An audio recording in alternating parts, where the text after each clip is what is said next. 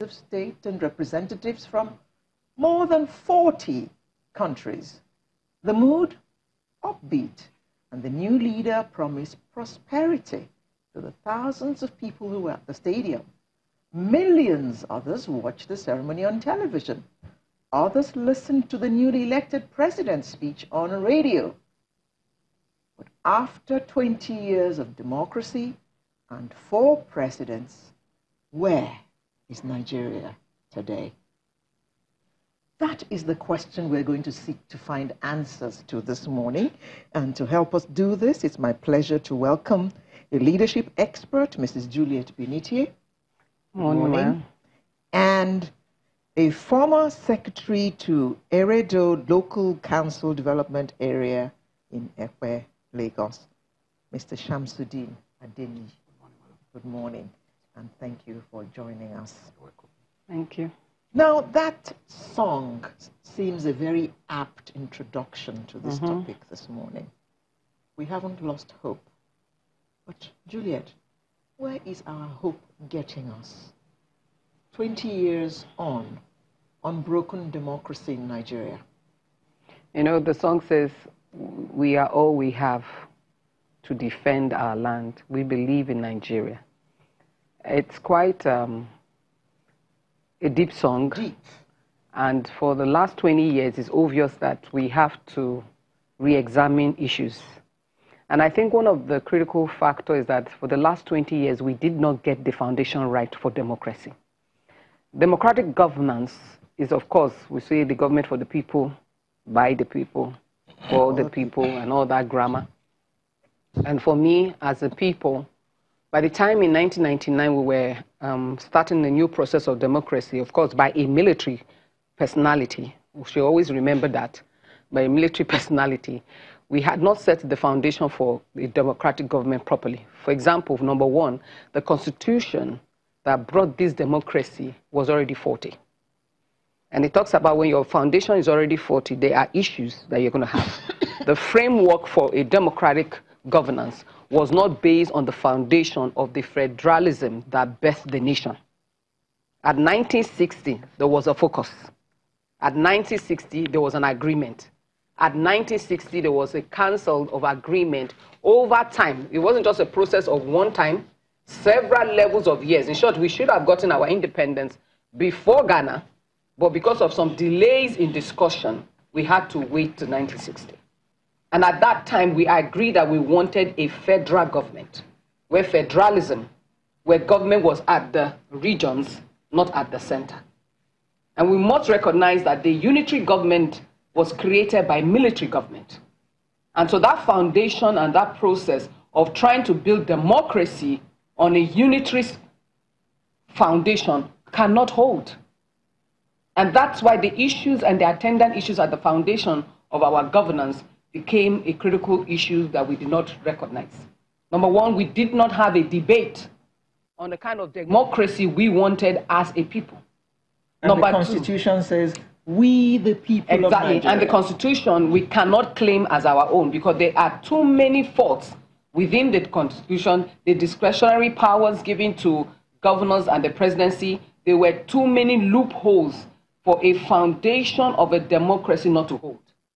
And Lee Kuan Yew said something concerning his country, that the bedrock for democracy is having enough educated people who understand.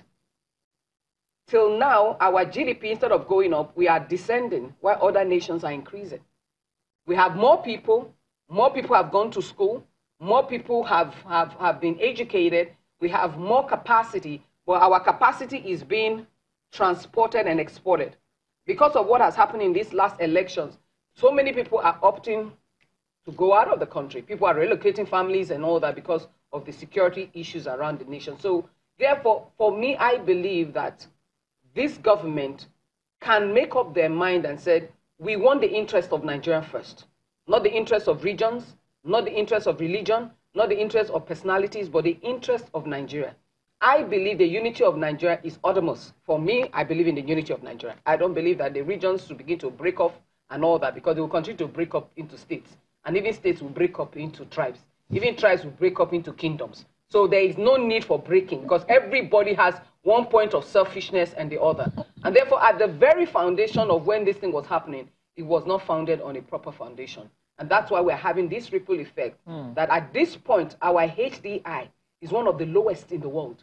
We're among the low HDI. I mean, when I read that, it turns me off because I know that Nigerians are one of the most educated black race in the world, but yet we have not been able to convert the individual Nigeria to a weapon of production, meaning that that person has the capacity to reach the highest level of performance, highest level of capacity, convert natural resources into secondary and tertiary level of productivity. We are banning palm oil from coming in, and I asked myself, do you have enough palm oil within your country for consumption? You have 200 million mouths to feed. And therefore, how do you strategize to look at this number that is a global competitive edge? Because one of the pillars of global competitive index is market size. So you have a great market size that even product selling within its border called Nigeria can produce enough funding for many things that we're doing. So there are a lot of indices that we're not looking at.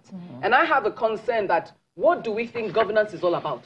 What do we think leadership is all about? This is not chieftaincy titles. This is not becoming an Oba or becoming an Obi. This is presidency, governorship, legislators, things that matter in the 21st century. And so that bedrock of forming a society is not there yet. Okay. And until we get back to the foundation, we are not going to get it right. Priya can't do this on alone. She has spoken about the system we had before the military came.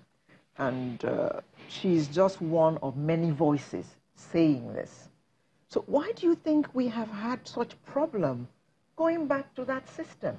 Everybody still prefers to carry cap in hand every month, go to Abuja and collect money. Yeah. Well, I'm going to actually buy into an argument there. The 1999 Constitution is extremely defective. Is it fake? If you put it that way. And why it is like that was that it was a military concussion. The military live in chain of command. So everything must be at the center. And so in trying to come up with a constitution, they actually asked the people to write the constitution. And after writing the constitution, you now set up a constitutional review committee and picked by the military ruler. And then a lot of things were inserted. A lot of ambiguity in the constitution. And so when you have such a constitution, what do? That is what we have right now to move forward. I'm a politician. I'm a practical person. We can't go back. We have to look forward. Because going back will mean... What do you mean we can't go back? Reason is this. What we have in 1960 has been negated by the 1999 Constitution. And the only other way we can do now is to review that Constitution. So we must. Okay. In trying to review that Constitution, the only organ that can review that Constitution is the National Assembly. In reviewing that Constitution, most of the perks they are getting is going to be affected. In reviewing that Constitution, we are forgetting the fact that we call ourselves a nation. We are a nation of many tribes. Everybody trying to fight for his own doctrine. If you tell them now that, okay, look, let's remove local government from the federal government. I mean, from the federating units. I mean, let's remove it from the Constitution. Let every local government devolve into the state, which is the best way it has to be. It's supposed to be. The local government is supposed to be an administrative convenience of the state. A northern senator will not back it. You know why? Not quite long ago, Kano and Lagos states were like pari passu in terms of population. Lagos had 20 local governments.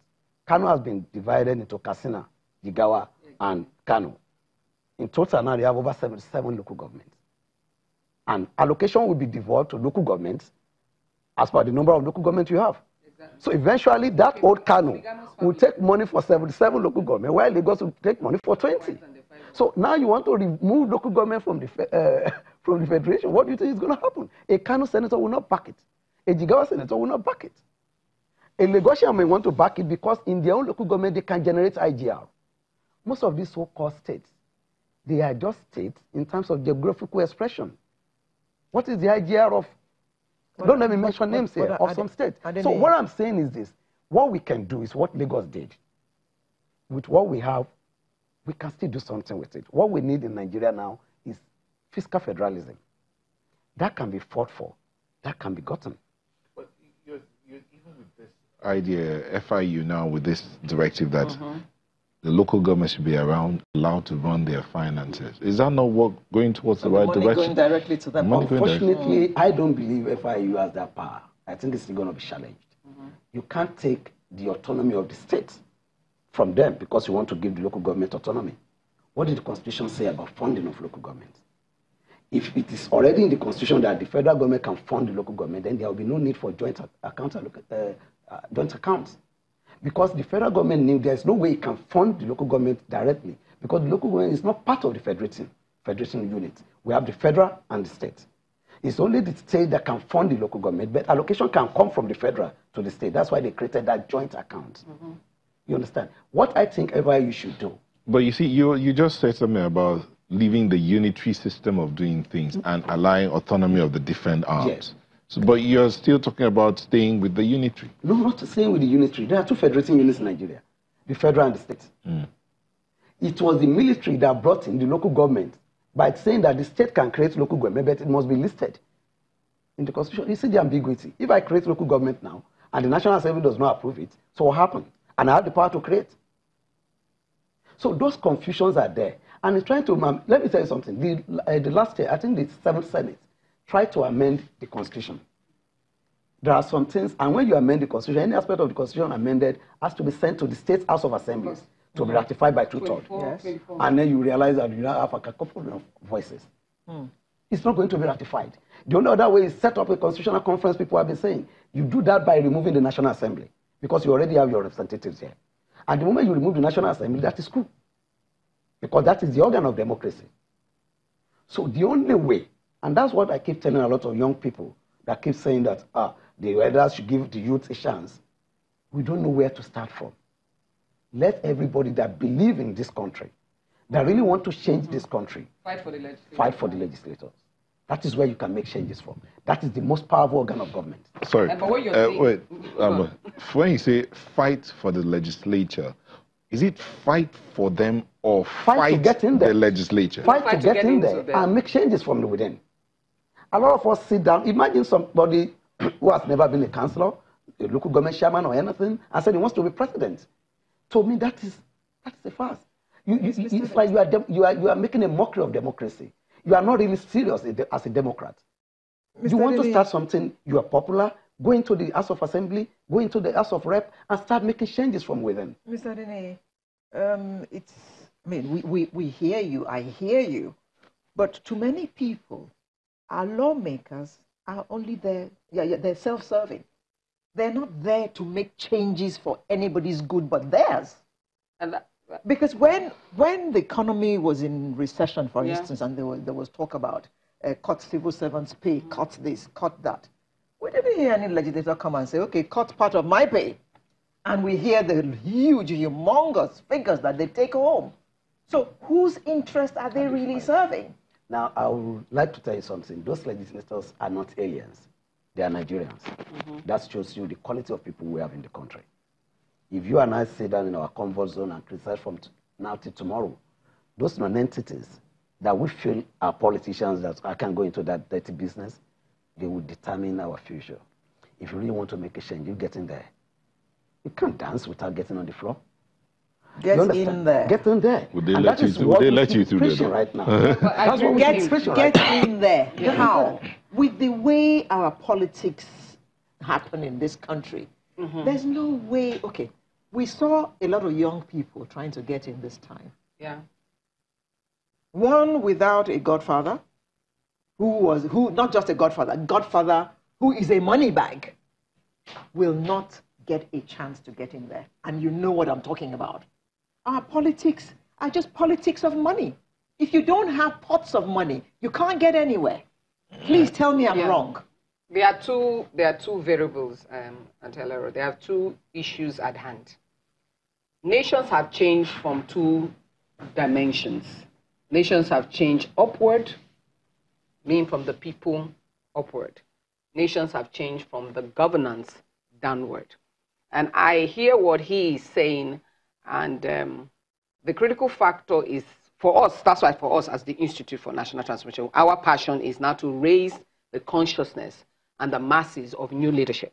one of the things that we have begun to do is go into the campuses, because we know that these are university guys who will soon graduate and get into the society. So how do you engage them to understand both democracy, leadership, and the global issues that are at hand?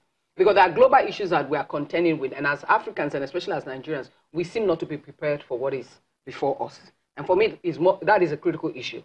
So for us now is to raise the critical mass of individuals, because you see, when you do the thing about probability is that if you have a basket, that there are more bad eggs or more bad tomatoes, the probability is that you keep choosing the bad tomatoes. And that's what he's saying. But however, even the ones that are, in quote, not so bad, do they understand leadership? Leadership is not something you are born to understand. Leadership you learn over the processes. And unfortunately, that many of us know the leadership of the type we have been acquainted with for a very long time. The Nigerian kind of leadership, a few African leadership that we pick and choose, whether it's at communism issues and all that. But we do not understand how societies were built. Societies that are successful today, like Germany, United Kingdom, and the West, and now the Asian tigers, they successfully built society from ground up. We do not have the critical mass of individuals who, one, are patriotic. Patriotism is created in the hearts of men from their youthhood. Not legislated. Not legislated. It has to be created. Mothers are involved. Teachers are involved. The religious sectors are involved. Both church, mosque, you are teaching it. So people grow up to love their country. One of the beautiful things that have happened in Ghana, Ghana has a sense of love for their country, which is patriotism. And it has been proven that patriotism is a currency for national development. And that's what we have seen in Rwanda. In spite of the fight between the Hutus and Tutsi, the Kagame brought the people to the table and created one Rwanda, meaning there's no more Tutsi Rwanda, there's no Hutu Rwanda. And so that form of understanding and brought them to a place called, they now have a word called Agachira.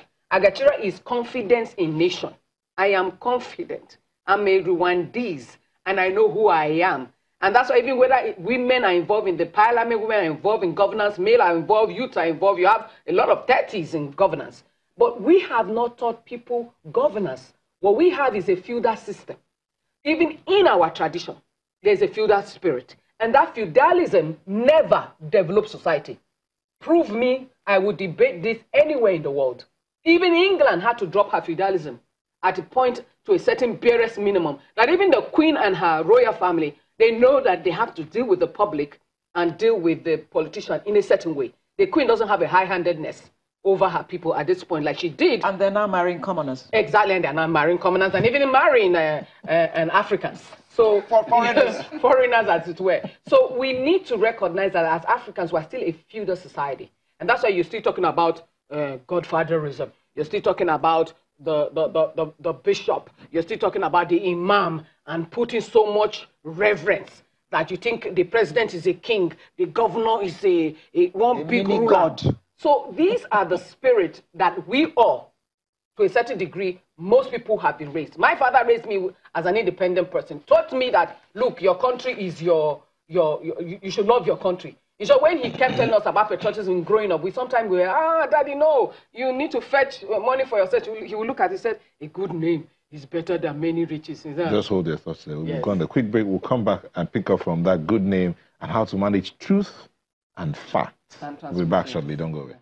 Welcome back. So we have some tweets that have come in here. Let me take this one. Abdul Rashid Ajalaruru says, I hope I pronounced that well, says, patriotism is a currency for national development. Ibn also says, the concept of citizenship is largely strained in Nigeria. This is because we've not crafted a clear and coherent national vision that our people believe in. Right. Salisu Mohammed Braden Paladan says, Ms. Benite is missing the point. According to him, patriotism comes from confidence and not thought. I wonder how you build confidence if you're not thinking, but you'll respond to that. He says using Rwanda is wrong as an example. Then finally, Daniel Simon Kwayil says, he's talking about, so let me add that in addition to fighting for the legislators, also fight in solidarity with the legislators. He says, this opinion makes great sense to me. It appears to be an excellent path to institutionalizing changes for the Nigerian entity. It also says there's a palpable sense of mistrust in the system. That is amplified by ethno-religious tensions and class competition. Yeah. Okay, so you wanted to respond. Like I said, the issue of having a good name as a nation, better than many riches as individuals, like my dad used to say. But to respond to the man that talks about patriotism is in confidence. First of all, before you develop confidence, you need to develop thoughts. What is your thinking? What is your ideology? How do you see nation building? But I don't blame the youth for really not believing in Nigeria, because over the 20 years of democracy, we have not created an incentive for the Nigerians. One of the things that great leaders do, like Lee Kuan Yew did, he went into the fact of allowing the Nigerians who were mature to own their own homes. So you get a mortgage at 5%, as low as 5%. And he was asked, why are you building homes and asking for home ownership? He said, so that my people can have a stake as Singaporeans. So if they're going to fight for Singaporeans, they will release their children, mothers will release their children to fight for a country they believe in. I believe the last 20 years, one of the failure that we have, critical thing, is that we did not build a patriotic people. Patriotism and nationalism is the bedrock for everything we're going to do, whether we're going to go into legislators instead of going to presidency. Where are you rushing into anything? Are you rushing really for the interest of the people of to make a name for yourself? These are factors that come through learning patriotism, learning that nationhood is what God gives people. God gives every people a country, but you make it a nation. Right now, Nigeria is not a nation yet. We still have the Biafra question. We have this northern issue. We have a dual constitution where there are two laws in one. And as long as we don't address those things, we're going to have a challenge. But my challenge now is that how do we begin? For me is, how do we begin? I am saying that, number one, every Nigerian has to put their hands on deck if you believe that Nigeria should stand. If you don't believe Nigeria should stand, let us see it from your behavior. This is the season where the Nigerian and the anti-Nigeria should be revealed. The Ninth Assembly that has gathered, they should prove to us that beyond their texts and beyond the money they're earning, are they interested in Nigeria? Because Einstein said the consciousness that built a nation or the problem or the challenge cannot solve it. You can't put new wine in old wine skin, except you renew the skin. So are they willing to tell all of us, after being inaugurated, that they are ready to run for Nigeria? Not the interest of the North, not the interest of the South, not the interest of the East or West, but the interest of Nigeria. And like he said, there are issues that we must resolve now, of the issues of the local government, of the man with many wives and many children. We need to stop this aggrandizement of trying to differentiate ourselves. Okay, he's Yoruba, I'm Igbo, let me show him. Oh, that is an Igbo man, let me show him. That sense is not patriotism. That sense is not nationalism. Okay. Mr. Nene, I want your thoughts about what one of our tweets said about a national vision. Talk to us about that. Thank you. You see, I believe Nigeria has a national vision. It does? I remember when Dora Akunyili was information minister, she was talking about the Nigeria that she wants us to be good people, a great nation. We've had Vision 2020. We've had Vision 2010. We've had a lot of visions that already now we're having cataracts. Which we never achieved. We're having cataracts in our eyes because too much vision. But the major problem that Nigeria has, she has mentioned it, we have the problem of trust. We need to believe in the government. If you believe in your government, if the policies are harsh, you will endure. But monkey they walk upon the shop, nobody will endure.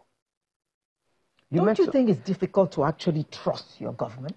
It's not too difficult if the government comes out to show you that I can be trusted. Look, with everything anybody can say about President Muhammad Buhari, Nigerians can trust him with our finances.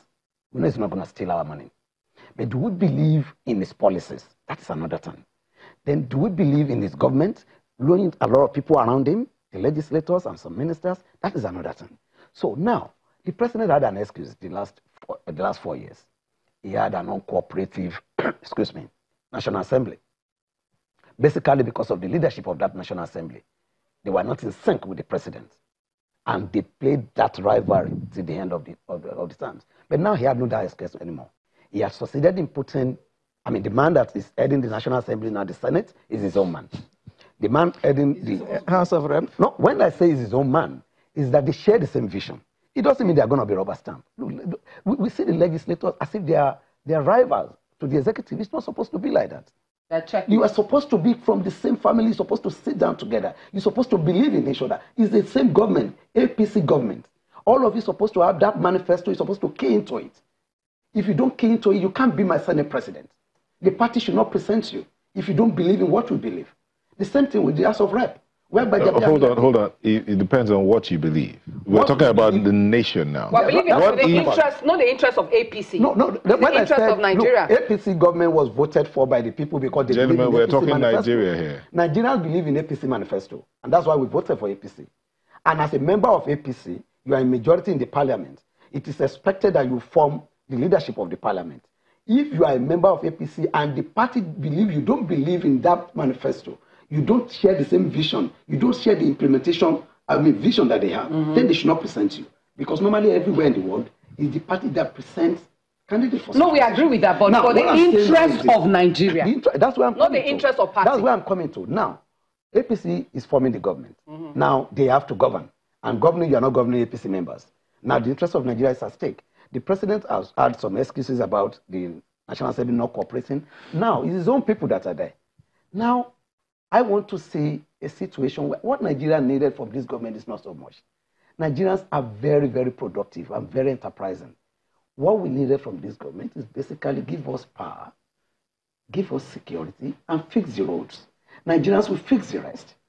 Nigerians are intelligent enough. You see, in Nigeria with school sets, I've seen them abroad. They are better than even people with a master's degree. Because teaching Nigeria anything, he knows it. Nigerians are very proud people. We love our country. If you see a Nigerian anywhere, you know this is a Nigerian. We are very loud. We are very confident. But now, we are being bastardized by the vagaries of poverty, insecurity, and we are losing confidence in ourselves. Somebody set up an hairdressing salon. After some time, you had to close because he needed to generate his own power, sink borehole to get water. We become a government. You understand what I'm saying now? So what I'm saying is that to gain the confidence of the people, what the government needs to do is just fix the basic. I was reading somewhere recently that Egypt just added about 10,000 megawatts of electricity with a maybe $9 billion. And we have spent $16 billion without producing 5,000 megawatts of electricity. Why can't we go to Egypt and study how to do it? Corruption. I don't want to mention that word because everybody accused President Buhari that everything you say corruption. And that is the bane of Nigeria. That is what is losing trust for us. It's because we don't have patriotic citizens that believe so much in us. Look, I said something off camera. I said, to tackle this problem, a man that is a minister or something, look, there is no timeline for crime. If you were a minister 20 years ago, and somebody sent, with Freedom of Information Bill, apply and said, okay, well, how did you run your ministry? And they see anything bad in that, and they should call you back and jail you. People will no longer run into political office anymore. And when they want to jail you... also have to now fix the judiciary. Exactly. When they want to jail you, the next thing they need to do is that that religious house that you donated money to, they've received proceeds of crime. They should bring your GO or your imam to stand by you and show you on crime fighters. With that, we will deter because we worship money. Somebody just come into a religious house and bring money. Nobody asks where did he get it from. They will take it. So the next person that is sitting down, that is unable to make offering, the next thing he wants, and you know this man is a criminal. The crime will be attractive to him too. Yes, in one hand. So what we needed to do, let me just round up. What we needed to do, the government to gain the confidence of Nigeria is not so much. Please get some things working. When Nigeria knows that, okay, the economy is, they can run their own economy. We have infrastructure now, we have this, the government has tackled this. Nigerians will came. We believe in this country. I'm still saying it. We are mentioning Biafra, the North and North. If you go to the East to do referendum on Biafra, it will not fly. A lot of Igbos wants to be Nigerians. All those ones are in Lagos, you think they want to go back home and lose everything they built for so many years? This is their home. So, look, Nigerians want to stay together. It's frustration that brings about all these things. Look, and when we are talking about ethnicity, it's not a problem. Ethiopia has do you know the kind of federalism Ethiopia is practicing? The federal government and ethnic federating units. Different ethnic groups. But can you do that in Nigeria with over 250 ethnic groups? But we can still go back to the foundation of understanding that true federalism, not just physical federalism, must happen. If this 9th Assembly and the APC governance, which promised, APC spoke about federalism more than any other party in the nation. And you know that. Yes. And so that they should deliver on that federalism. In my opinion, states should generate their own power. Every state should generate the power they need. If an Adamawa cannot generate, it should go and borrow and let Plateau supply to them. And Plateau will sell. Yes. For example, there are mini refineries all over the place. Why are we still dealing with the issues of subsidy? Why can't we get the state also generate the petroleum you need? Buy petroleum from the federal government, do petrol, do kerosene, whatever you need. But you see, we are not ready with that kind of mindset. That's why the young man who talked about confidence is not thought. You start from thoughts. For example, this discussion, when you start having this discussion, so people get uncomfortable. As I was coming, I was telling my mentee that is with me this morning that she needs to understand that one of the greatest needs today that globally people are talking about, that every government, governors and the presidency, they need a think tank. A think tank, people who are thinking outside the box. The politician who has a self-interest cannot think outside the box. You need a bunch of consultants to your state that sees what you are not seeing. You are too busy quenching fires and doing ABC. You need people who can see clearly. There's money everywhere. We have natural resources that can be converted. We are losing 900%. About 5 years ago, Forbes reported that we're losing about 900% by just exporting cocoa without processing it. Why are we not processing stuff? Why is the entire north filled with so much sunlight cannot produce solar energy and export? People are producing solar farms. Energy is not the crisis. Neither is corruption our fundamental. It is that we have no clear vision from the foundation. Vision 2020, Vision 10B, 20, no, a national agreement that we want a great nation. Whether I'm Northern, I believe in Nigeria. I'm Southern, I believe in that vision. We haven't articulated. And for 20 years, for me, the issue of the PDP and the APC is a non-grata. That is not the argument. We should argue about Nigeria. Are we ready to build this country? Because the resources to build a nation starts with what we call creating an enabling environment. After a clear vision, you have what we call enabling environment. What did Singapore do? As a small country, like I said, someone say, oh, Singapore is a small country. Don't compare it. I said, well, since Singapore is small, we can do 6 Singapore or 36. Which each state becomes a Singapore. How? They dealt with the issue of multiracialism, multilingual. They were basically a Chinese. Chinese was the majority language in Singapore. But Lin Kuan-Yew said, no, I will not give the Chinese that privilege of thinking that their language becomes everybody's language. It will give them superiority over the other races. I will make English our fundamental, since we're colonized by the British. And he made a fair playing ground. Every society, every area was touched with interest, meaning that the Igbo man's interest will be considered. The Yoruba, the South, the Northern, the Muslim, the Christian, all interests will be considered. No one will be disenfranchised. And that's why in the Institute, our debate is that, look, can we have a discussion of the kind of nation we want? For 20 years, we have not defined the nation we want. We know we are multi-tribal. We know we are multi-religious. We know we are very intelligent people. But when, at what time, do we address the questions that are rising within our society? No, hold on, Mr. Benite. The part where the Constitution says Nigeria is a secular state, many times I think we throw that out of the wind. It's because it hasn't been discussed as a national vision. If you're creating a vision for a people, you look at your Constitution. Does this 1999 Constitution create the vision? Because after you create an environment, you need to create infrastructure and guidelines and policy documents. If your policy document does not match up to where you're going, you have a review. And like he said, I don't care if we have an interest for Nigeria, the entire Nigeria, and at the House is debated properly and made public, because at the back door, we're talking about public debates. When you want to deal with corruption, don't deal with corruption because, Auntie Alero is corrupt.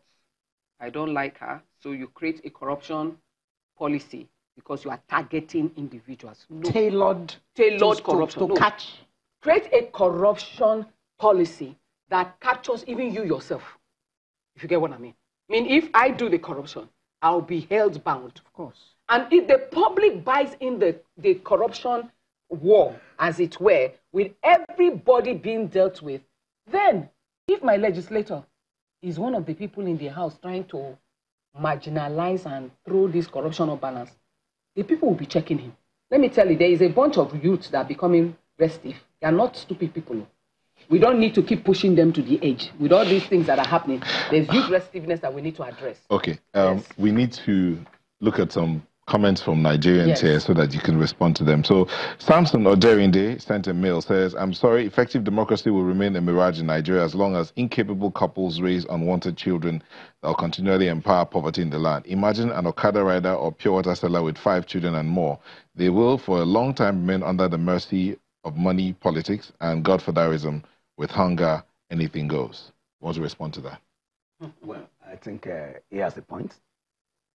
And at the same time, Nigeria is not the only country that has this kind of problem.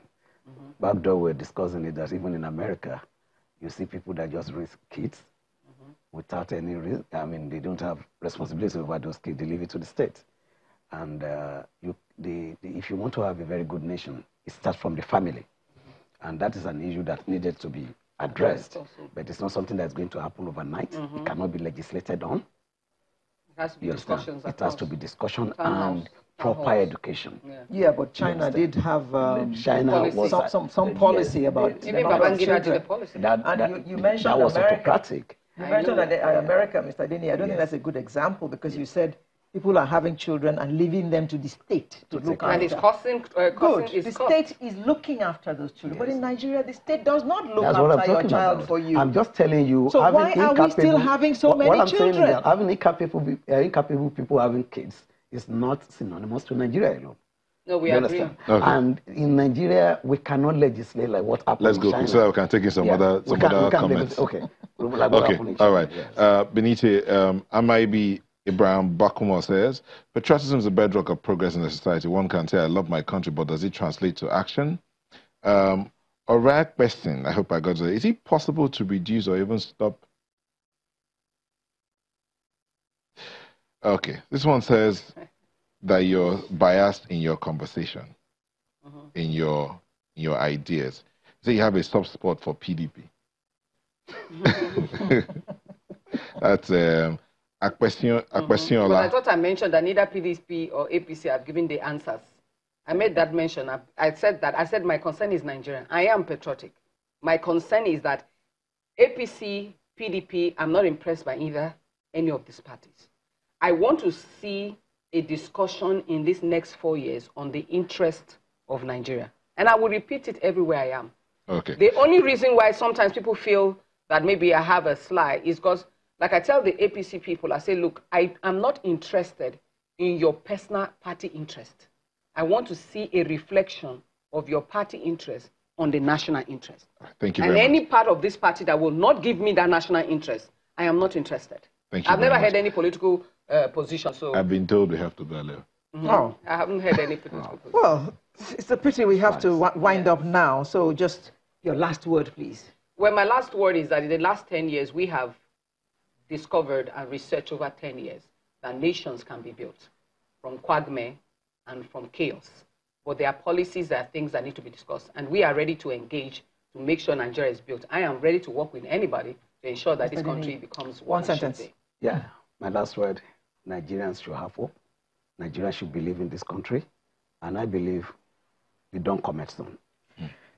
Mr. Shamsuddin Adeniyi, former Secretary, Eredo Local Council Development Area of Ekpe in Lagos State, as well as Mrs. Juliet Beniti, Leadership Expert. Thank you all very much for coming to have this spirited segment with us this morning. Thank you Sunrise so will much. return in just a moment with another interesting conversation. Do make sure that you join us.